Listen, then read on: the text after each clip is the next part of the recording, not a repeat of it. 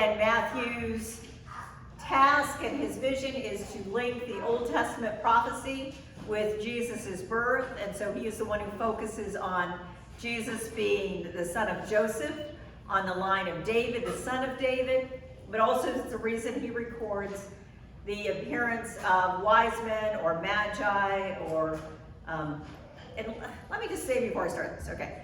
So we have this idea of kings or wise men. Sometimes we use the word magi, but literally these were people who lived and focused on the stars for portents in the sky, to kind of read the stars in terms of what was happening in the world and cosmically. And so it is recorded by some astrophysicist somewhere, I should have looked it up this week, that there was a new star that arose about 2,000 years ago. And so that's what these men had seen. Well, so once they saw the star, they had to figure out how to get on pilgrimage.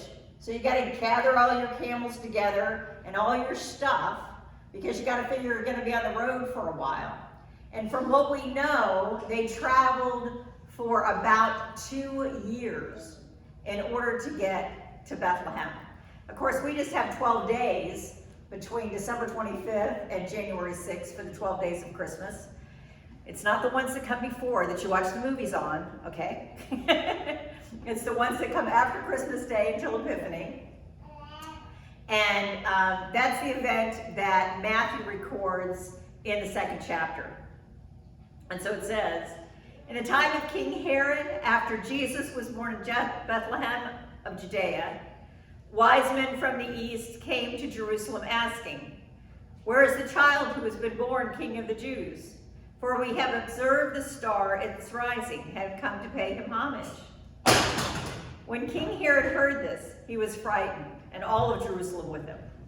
And the calling together of the chief priests and the scribes and the people, he inquired to them where the Messiah was to be born. They told him, "In Bethlehem of Judea. For so it has been written in the prophet, and you, Bethlehem, in the land of Judea, are by no means the least among the rulers of Judah. For from you has come a ruler who will shepherd my people Israel." Then Herod secretly called for the wise men and learned from them the exact time that the star had appeared. And then he sent them to Bethlehem, saying, "Go and search diligently for the child, and when you have found him, bring me word so that I may go and pay him homage." When they had heard the king, they set out there ahead of him, and when the star was ahead of them, and that they had seen it at its rising, until it stopped over the place where the child was. And when they saw the star had stopped, they were overwhelmed with joy. On entering the house, they saw the child with Mary, his mother, and they knelt down and they paid him homage, opening their treasure chests, and they offered him gifts of gold, frankincense, and myrrh. And having been warned in the dream not to return to Herod, they left by their own country by another road. There ends the reading. May God add a blessing. So this wasn't the only event of people going to pay homage to a new king that was born. And gold and frankincense were pretty much basic gifts. Gold, as we can imagine, was still gold and very valuable. Frankincense was an incense that was very valuable and well and used in royal households, and so it was, again, this royal thing. But for Matthew, he adds the record of myrrh. And really the only thing that myrrh was used for consistently was to care for dead bodies. And so even here, even Matthew wants us to know that Jesus' life will be cut short, that death will be a part of his life. And so, again, that first generation would have gone, "Oh, myrrh, yeah, we get that. Used it last week when Uncle Fred passed." And so all of that we don't understand, they do. And so there's a sense of not only destiny, but also sadness in the midst of Jesus' life. But not only sadness there, if you read on, which is verses that I generally do not read, I'm telling you, I don't read that verse very much at the end of chapter 2, is what happens when the wise men don't go back to Herod. Herod was not happy about the idea of a new king. Herod says, no, I'm king. I don't want anybody taking my place. And for Herod, he was going to make sure of that by any means that he needed to be. And so he, after he was pretty clear that the wise men weren't coming back, and again, time is passing differently. It's now been 2 years since the star's rising. It was probably a good month before he didn't see the kings appear again, even though Bethlehem is like 5 miles from Jerusalem. And so he sends out his troops to Bethlehem. Now, again, the whole dream thing in Matthew is very strong. Wise men are told not to go back because of a dream. Joseph's told to marry Mary because of a dream. And Joseph and Mary are told to flee Bethlehem for Egypt in a dream. Because what happens is that Herod says, I don't care that you didn't tell me. I'm sending my troops into Bethlehem, and I'm killing every kid from birth to 2 years old. Jax, you're very happy that you were born in this generation. And that was Herod's solution to making sure a king didn't come forward. Just get rid of him.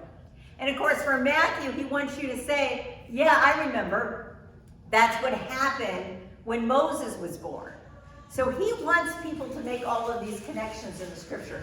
He wants everybody to make the connections that Jesus was this incredible human being, this Messiah that was born to bring hope, freedom, new life to the people. And this is the story that we have.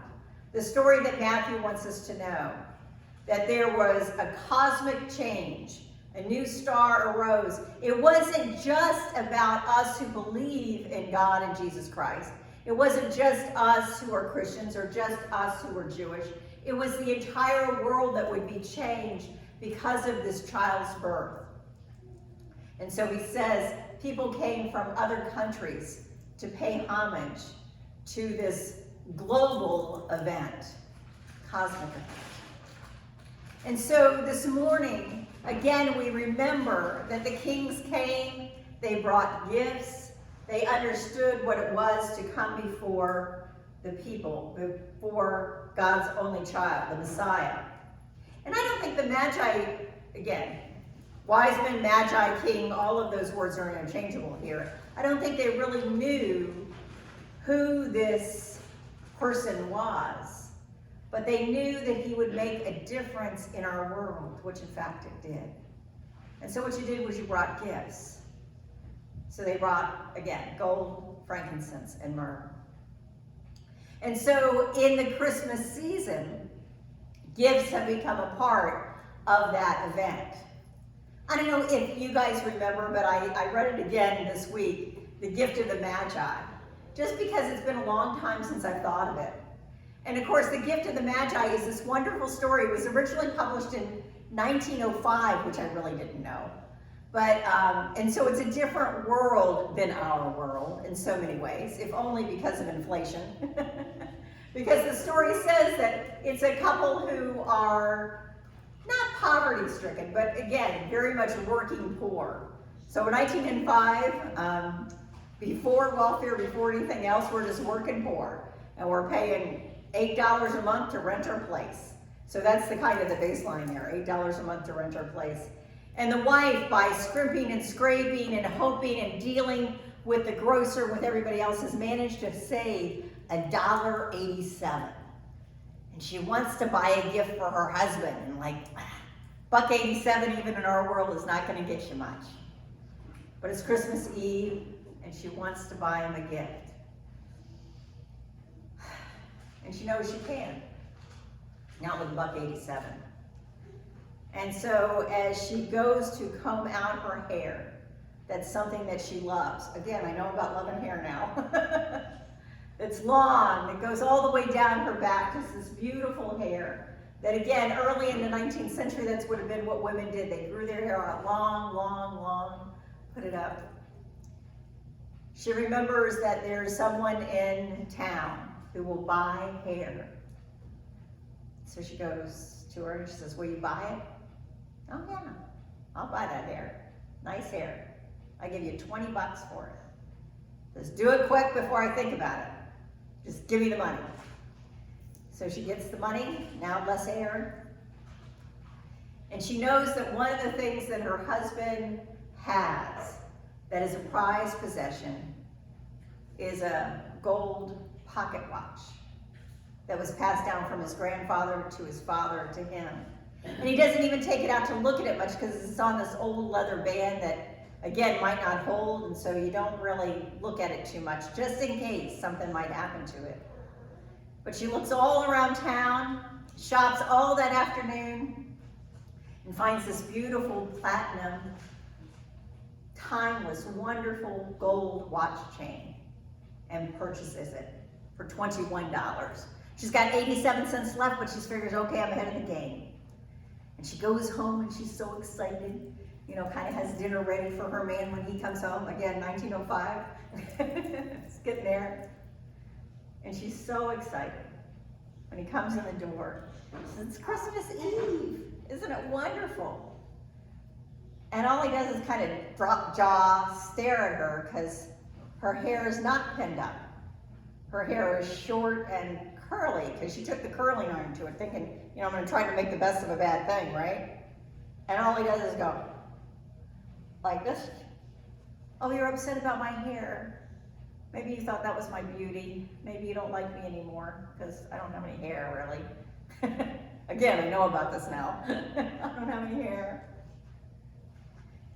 He says, no, that's not it. He said, I got a gift for you for Christmas. And as he presents the gift, she remembers hair combs that she had looked at in the store for months and months. She had looked at them and thought, it doesn't matter. We can't afford those beautiful hair combs. Doesn't matter. And she would walk on, not wanting to say anything, because not wanting him to feel bad because he couldn't afford those kind of things. And she said, when she saw them, she said, how? You couldn't afford these. We can't afford these. He said, well, I did. And she said, well, I got you a gift too. It's why my hair isn't here. I sold it so I could give you this. It's beautiful gold. It's for your gold watch. It's a chain. And again, he's dropped jaw again. She says, you don't like it? He goes, no, it's beautiful. Absolutely beautiful. Well, get your watch out and put it on. Because I don't have my watch. I sold it for the hair combs.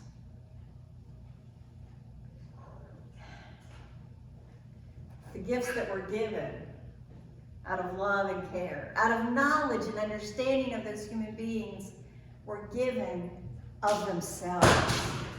Their entire being was given in love to the one that they loved. That gift of giving is so often what we lose in our world, I think, because we no longer have those precious things. We have such abundance that we lose track of that gift that could be given. Do you know, I looked it up. This actually I looked up last night because I just wondered, and I had seen something on the news. Do you know that according to, again, whoever gathers this information, that over a third of gifts, Christmas gifts, were returned this year? It's what they do. They think, oh no, I don't want this, I'll take that. No, I don't need this, I'll take that. No, what does it matter? You know, I'll get something else. Because, again, it's how our world is wound around and how the preciousness of a gift is lost. And I think that's why the gift of the Magi story from 1905 continues to hit our heart, because the gifts that we trade are often just gifts of trade. Well, if I don't like it, I'll return it. Or one of my classics, I can re-gift it. And so we think about gifts on this day that we celebrate the wise men's gifts. And think about what we have been given. Because the gift of the Christ child is not one that we can repeat. It's only a reflection of that gift that we hear about in the gift of the Magi. It's only the reflection of trying to give gifts to one another. And as I thought about it this week, and I thought about last week's sermon, I thought maybe the gift that we can think about this year, giving to God, because again, God has given us our entire life, our world, our hope, our salvation, all things. And hopefully we have given God our heart. But maybe one of the things to think about giving to God this year, and maybe in another way, giving to others, is simply time. Time, that thing that we all have the same amount of. That time goes on and on more quickly, I think, than we could imagine. Time given to God. And so maybe if it hasn't been your routine to take devotional time, maybe this year is a year that you could say, time. I'll spend time in silence and prayer and maybe reading a particular book that will help me to grow closer to God. Taking time. Maybe I'll take time to write a letter to someone who doesn't receive many letters, or just somebody who I haven't talked to lately. Or time to visit someone who maybe would appreciate a visit. I have found the joy of visiting longer living people. Again, it's been part of my job. So for me, taking devotional time and reading the Bible really aren't checks in my box because, again, hello, I'm getting paid for that. And in some ways, getting paid to go and visit. But there's a woman in our building who is longer living, and I love to go and visit her. For one thing, I know that her days get long, particularly in the winter when it's hard to get out. I know that her days get long because she doesn't see a whole lot of people because of her mobility. And the thing about a longer living person is they're not the whole internet savvy thing, so if you're not watching on TV. So I can sit there and go, oh, Mary, pat on the back. You're going to see this nice lady. Or even one of the many people I see through my job. But the reality is the gift of visiting with her is wonderful. You get to hear about what life was, about what her life was, about what's going on for her and her children and grandchildren and great-grandchildren. And there's just an appreciative of seeing someone else and that joy of visiting. The gift to me of time, or at least for my time, is that I don't worry anymore about what I haven't gotten done, particularly after the past year. Let it go. Let it go away. And know that if I have time with God, which I have had, because again, that's a great thing. God travels with you everywhere, and you get to pray all the time and talk with God all the time. But also, I do not stress about work and details and meetings and forms and all of that as much as I used to. And it is a wonderful gift to be present with another person who just needs to know that other people can, and to talk with them and to share life with them.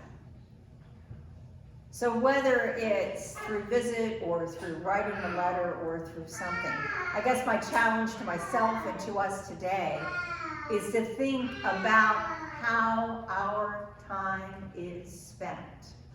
The gift of time that we are given from God and how we return that gift to God. The preciousness of that gift. Because time's something that can't be exchanged. They can't say, oh no. And I always thought when my kids were growing up and their grandparents, my parents, Mike's parents, would ask, what can I buy them? I would say, they have everything. Can I get an amen? They have everything. But as they grew up, and as they started becoming human beings who you could talk with and take out to lunch, I said, why don't you take them out to lunch and ask them and talk with them about it and see what they do want, but more than anything, spend time with them so they can have that experience of the older generation and who they are. And so that's my encouragement to me this week. That's what I feel like God has been speaking to my heart this week. The preciousness of the gift that the Magi gave. The love and knowledge that was exchanged in the Magi gift. The gift of the Magi, the story from 1905. But the preciousness of time that we have. And nothing is guaranteed. But to spend that time well, in a way that is loving and caring for others. That's me this morning. Amen. Thank you, Jax, for adding.